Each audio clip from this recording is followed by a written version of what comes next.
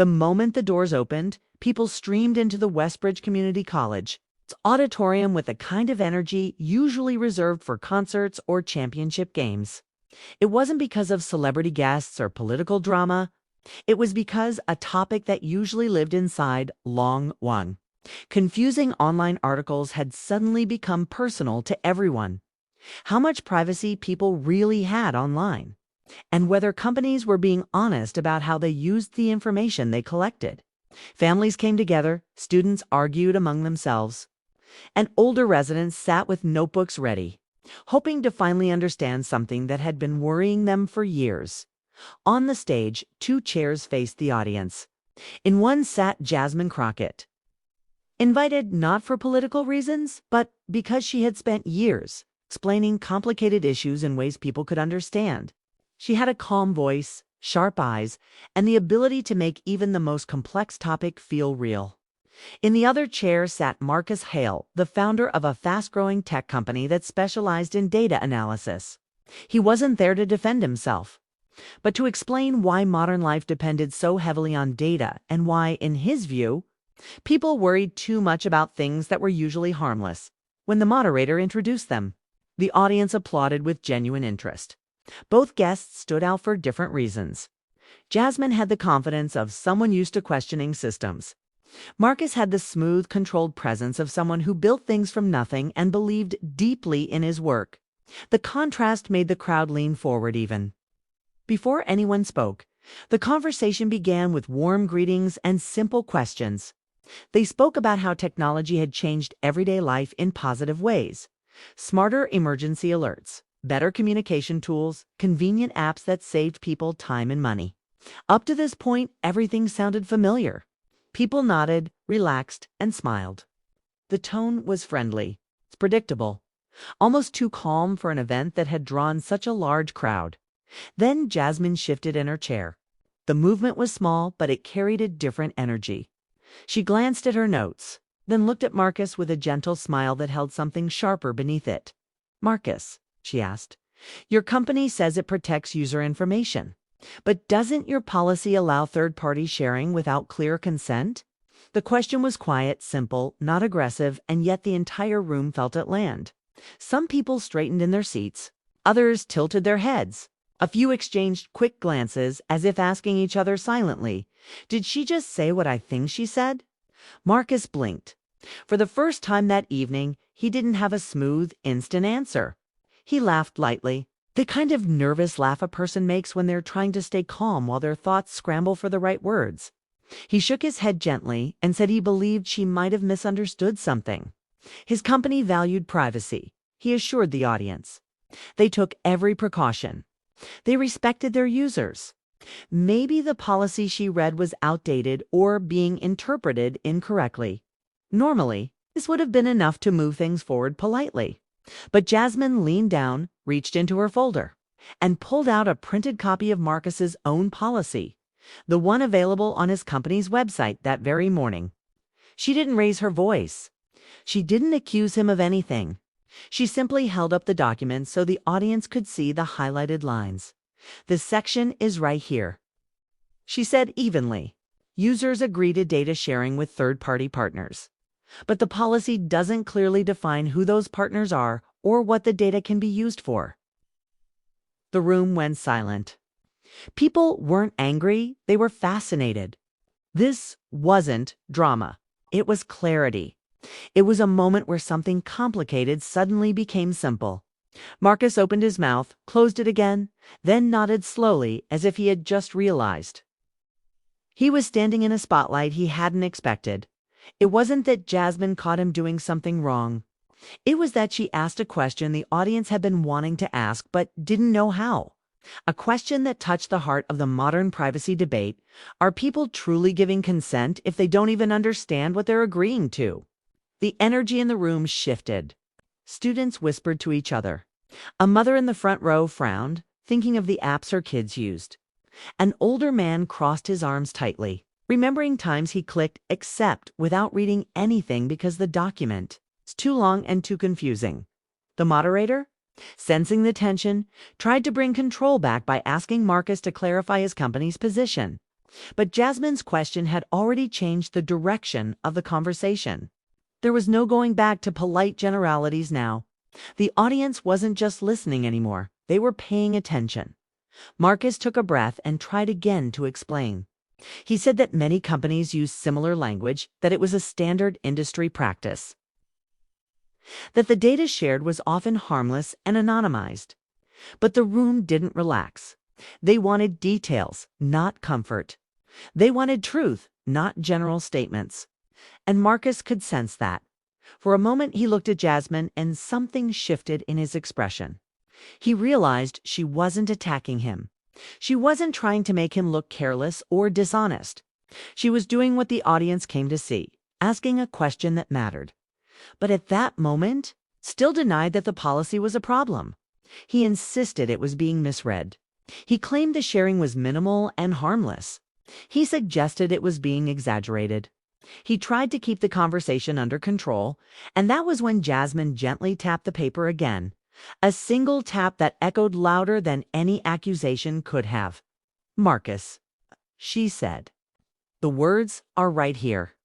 People deserve policies they can understand, not ones written so vaguely they feel trapped." The crowd held its breath as if waiting for something to snap, but nothing snapped. Instead, something opened. The cliffhanger wasn't loud or dramatic. It was quiet. Would Marcus admit the policy needed work, or would he keep denying the problem in front of hundreds of people who now knew exactly what the document said? The first part of their debate ended not with shouting, but with a question hanging in the air. A question that made everyone want to hear what would happen next. The silence in the auditorium didn't last long. As soon as Marcus adjusted his microphone to respond again, hundreds of small reactions spread through the room like tiny sparks. People leaned forward, waiting to see whether he would defend himself or finally address the messy truth sitting between him and the audience. The air felt charged, not with anger, but with curiosity. The kind that makes people forget to check their phones or shift in their chairs. Marcus started speaking slowly, choosing his words with more care than before. He explained that the policy Jasmine pointed out wasn't unique to his company. Many businesses used similar language, he said, because it allowed flexibility in how they handled updates and partnerships. He insisted the goal wasn't to trick anyone.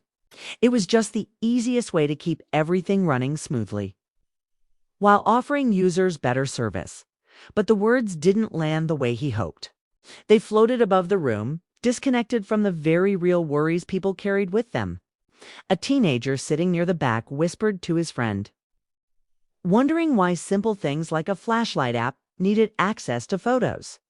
A mother looked at her daughter, remembering how many apps she had let her download without reading anything at all. An older man rubbed his forehead, thinking about the time he got strange ads. After talking about something out loud, the audience wasn't trying to tear Marcus apart. They just wanted answers that made sense. They wanted to feel safe in the digital world they depended on, and Marcus could feel the shift.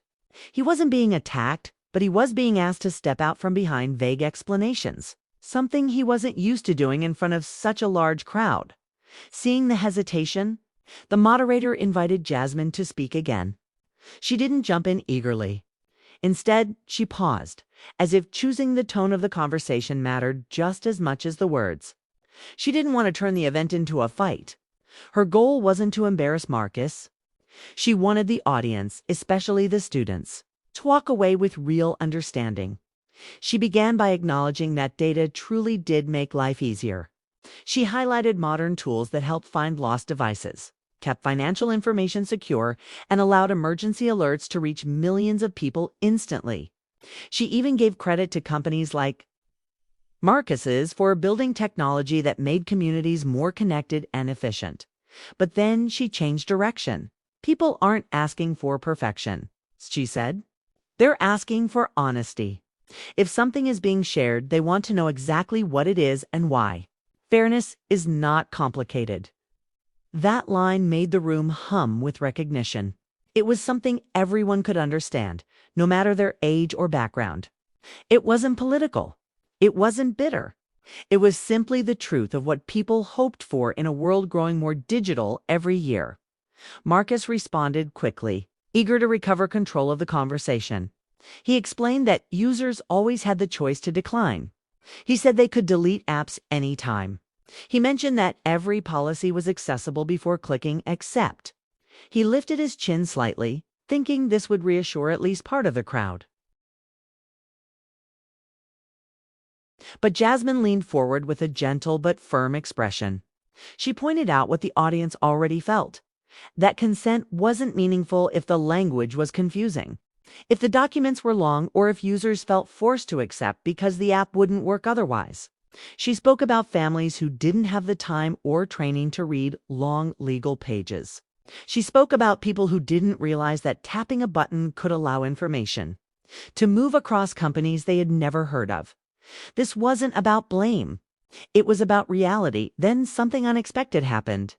A woman in the audience stood up, not to argue, not to complain, but to share her own experience. She talked about how she signed up for a workout app. A week later, she started receiving ads about health products she had never searched for online. She thought it was strange, but she didn't know who to ask or what it meant. Her voice didn't shake. She wasn't angry. She just wanted to understand how something like that could happen.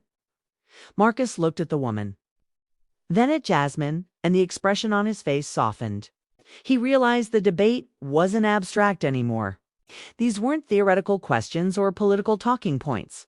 These were real people facing real confusion in everyday life. It wasn't about winning or losing. It was about building trust. But even with that realization, Marcus wasn't ready to admit anything yet. He still believed that his company did things the right way. He believed most people benefited from his work. And he didn't want audiences to assume otherwise because of complicated legal language. He stayed firm, saying once again that users were free to choose. He reminded the crowd that the service was optional. The response from the room was quiet but not supportive.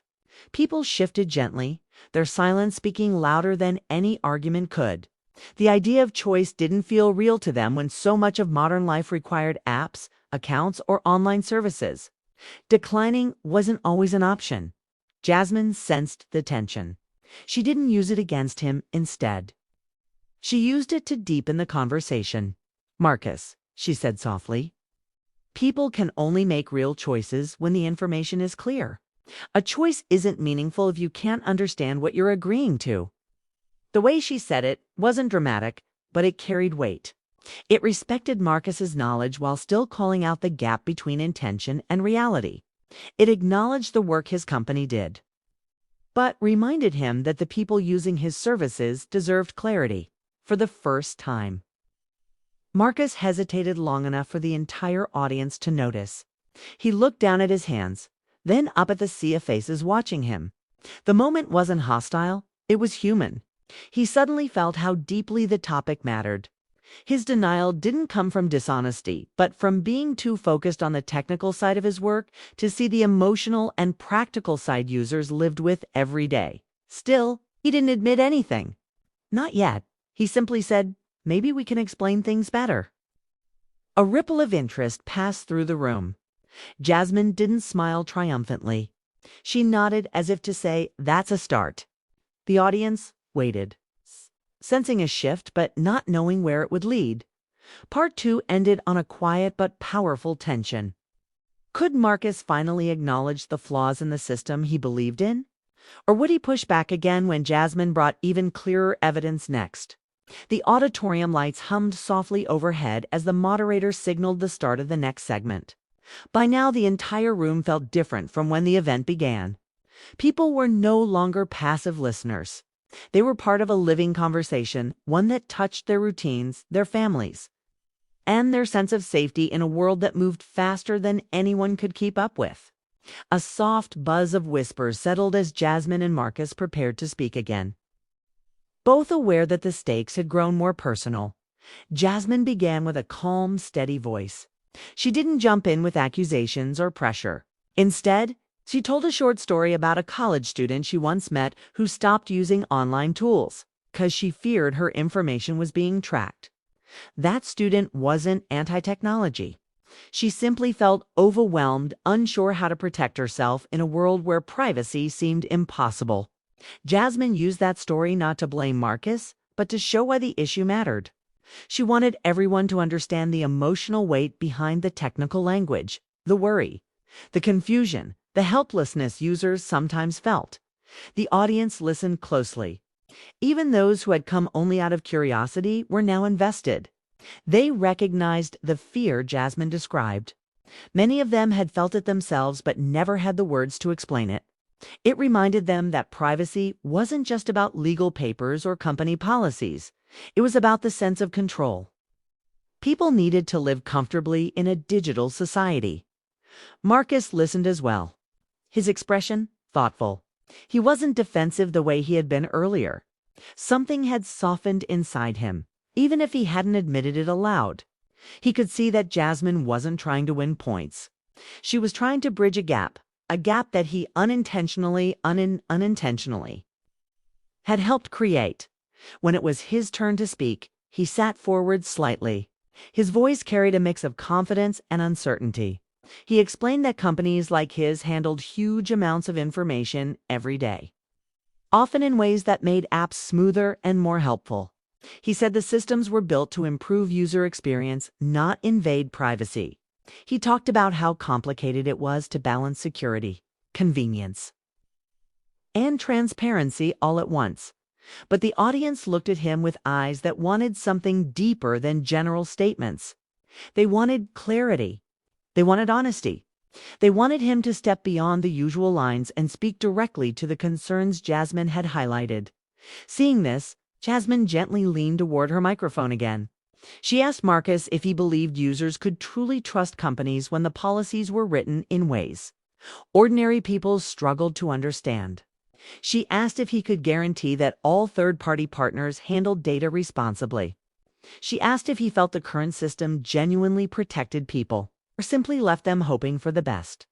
There was nothing aggressive in her tone. It sounded almost like she was having a personal conversation with him, even though hundreds of people were listening. The gentleness in her questions made them even more powerful. Marcus took a breath. He looked around at the faces watching him. Young, old, parents, students, workers, retirees. They were not a hostile crowd. They were people trying to understand the world they lived in. For the first time, he felt the gap between his technical world and their everyday lives. He realized that his job wasn't just about building systems. It was about building trust. Still, he wasn't ready to surrender his position entirely. He insisted that oversight existed, that companies monitored their partners, and that data was anonymized most of the time.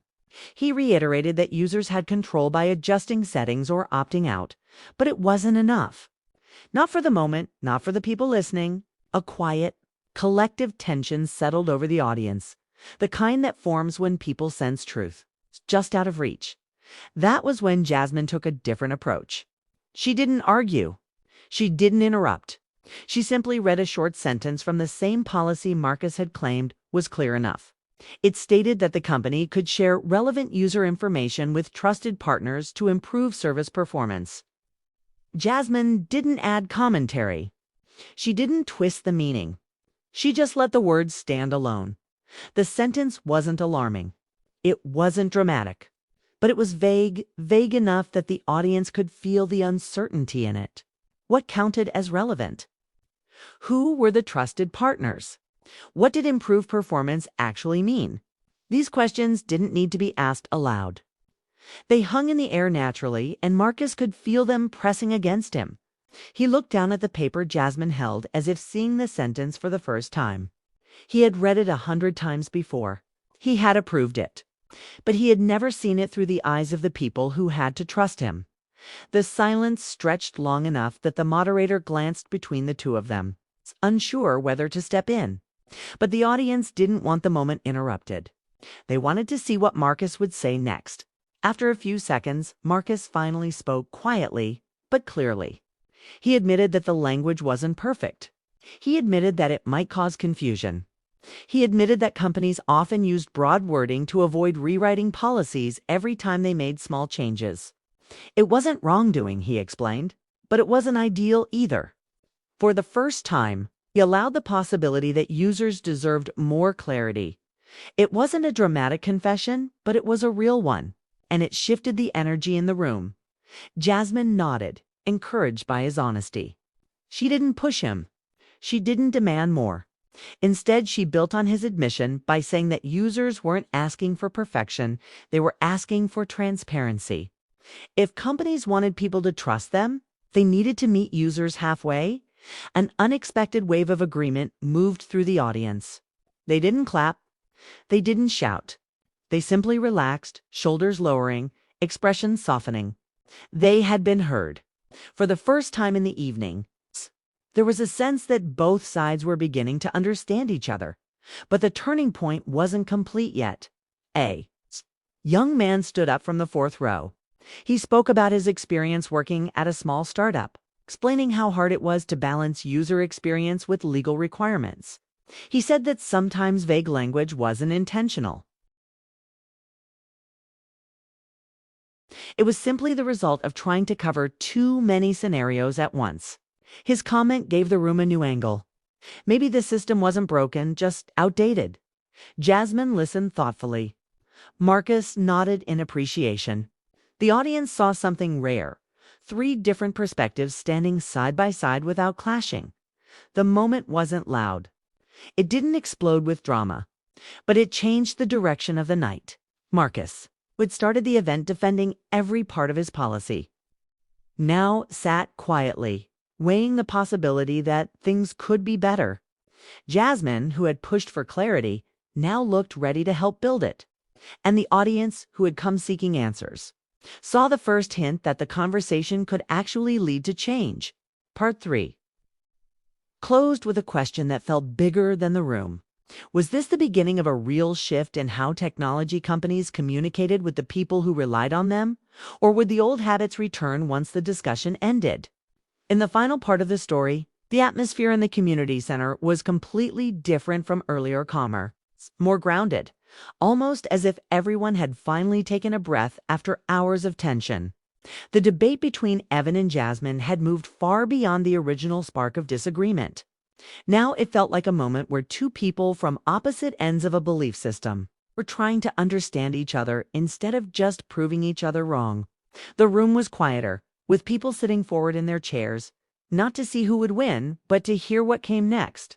Evan spoke first, his tones softer than before.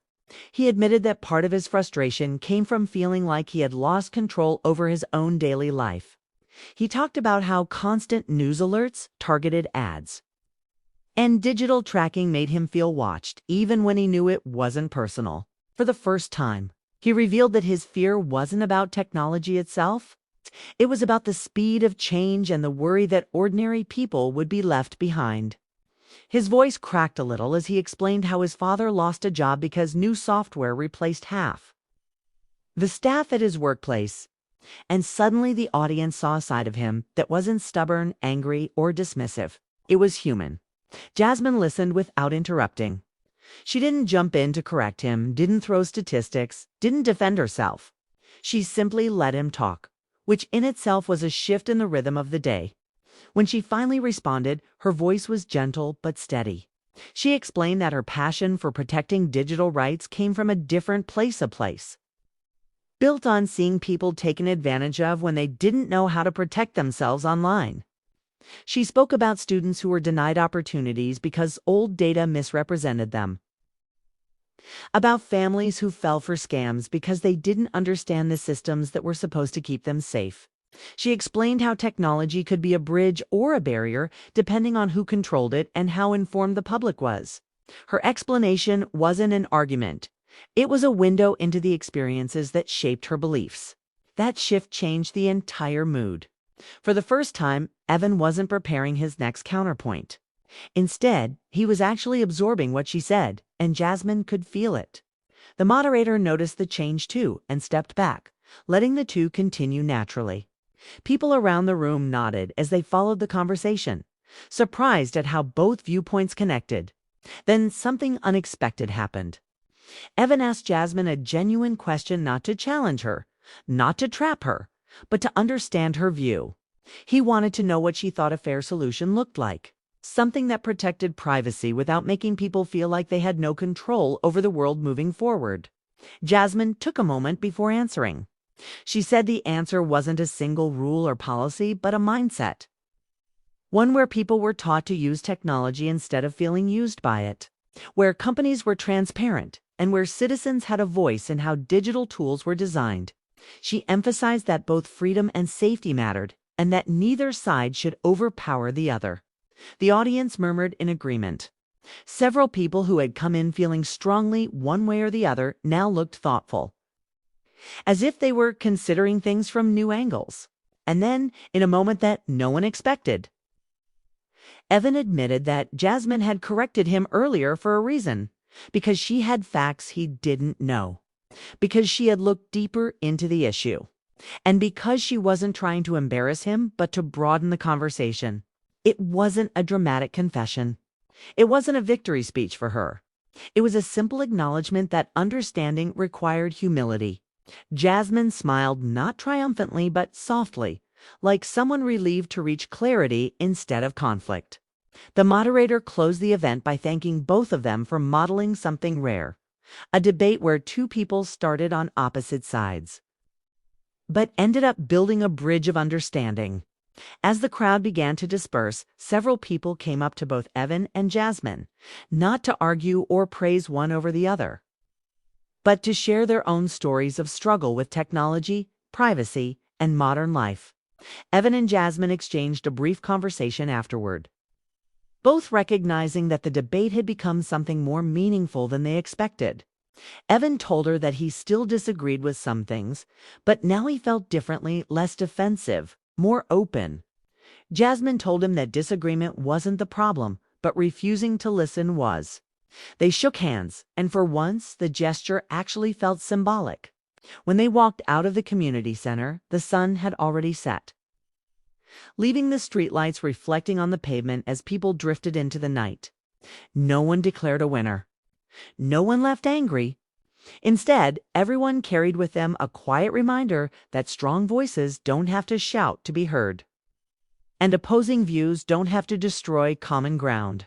And though neither Evan nor Jasmine knew it at that moment, their debate would later be shared online, not as a clash of egos, but as an example of how two people can prove each other wrong in small ways and still walk away more connected, more informed, and more human than before.